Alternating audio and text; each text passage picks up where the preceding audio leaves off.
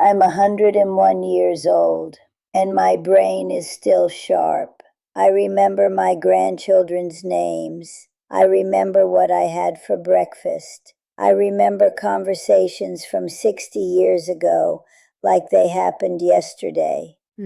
At 101. Meanwhile, people half my age are walking into rooms and forgetting why they're there, losing their keys, losing their words, losing themselves, but not me. And I'm going to tell you exactly why. But before I do, and I promise I will, I need to tell you about my friend Gladys, because her story still haunts me. And it's the reason I do what I do every single day. Gladys was sharp as a tack, sharper than me, honestly. She could do crossword puzzles in pen, could remember every birthday, every anniversary, every little detail about everyone she knew. But Gladys had trouble sleeping, so her doctor gave her a pill, said it would help her relax, said it was perfectly safe. She took that pill every night for 25 years. By the time she hit 80, the forgetting started. Little things at first, then bigger things. She forgot her granddaughter's name, forgot how to get home from the grocery store, forgot who I was. The last time I visited her, she looked at me and said, "I'm sorry, do I know you?" 22 years of friendship, gone.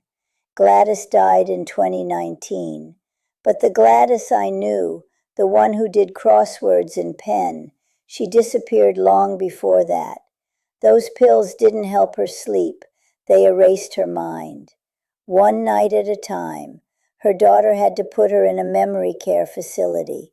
I visited her once. She was sitting by a window staring at nothing. This woman who used to finish crossword puzzles before her morning coffee, just sitting there, empty. I held her hand. She didn't squeeze back. She didn't even know I was there. I cried the whole drive home. I made a promise to myself.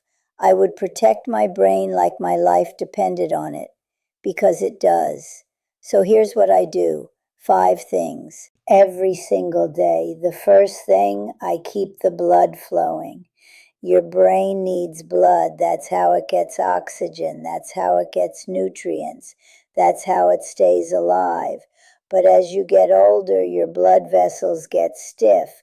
The blood doesn't flow as easily, and your brain starts to starve. That's why I drink my beetroot juice every morning.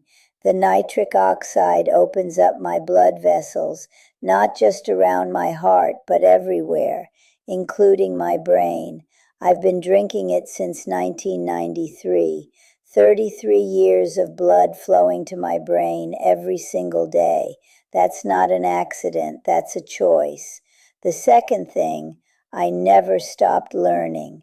When you stop learning, your brain starts shrinking. That's not a metaphor, it's science. Your brain is like a muscle. If you don't use it, you lose it.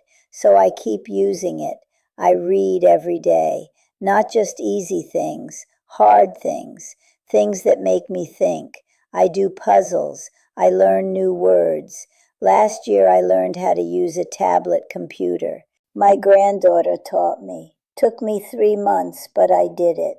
When you learn something new, your brain builds new connections, new pathways. It's like adding roads to a city. The more roads you have, the more ways you can get where you need to go. People who stop learning in their 60s have brains that look like ghost towns by their 80s. Empty, abandoned. Not mine. I'm still building roads. The third thing, I protect my sleep. Remember what I told you about Gladys? Those pills destroyed her brain because they didn't give her real sleep.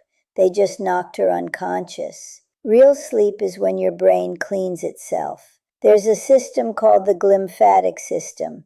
It flushes out all the toxins and waste that build up during the day. But it only works when you're truly sleeping. Deep sleep, natural sleep. If you take pills that knock you out, you skip that cleaning cycle. The waste just piles up, year after year. until your brain can't function anymore. That's what happened to Gladys. I drink my tart cherry juice every night. Natural melatonin. No pills, no chemicals. Just sleep the way God intended. I've been doing it for 30 years, and I remember everything. The fourth thing, I move my body. When you move, blood flows. When blood flows, your brain gets oxygen. When your brain gets oxygen, it stays alive. Simple as that. I do my calf raises every morning. I get up from my chair every 30 minutes. I walk around my house. I don't let my body sit still for too long. Because when your body stops moving, your brain stops too. I've watched it happen. People retire, sit down, and never get back up. Within 5 years, they don't just lose their legs, they lose their minds. Movement isn't just for your body, it's for your brain. The fifth thing, I stay connected. Loneliness is poison for your brain. Studies show that isolated people have higher rates of dementia, much higher.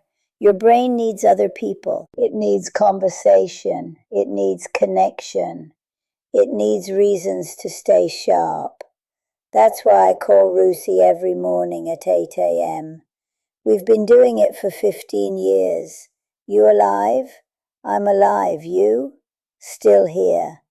That's why I go to church every Sunday, sit in the third pew, talk to people, listen to people, stay part of the world. When you disappear into yourself, your brain disappears too.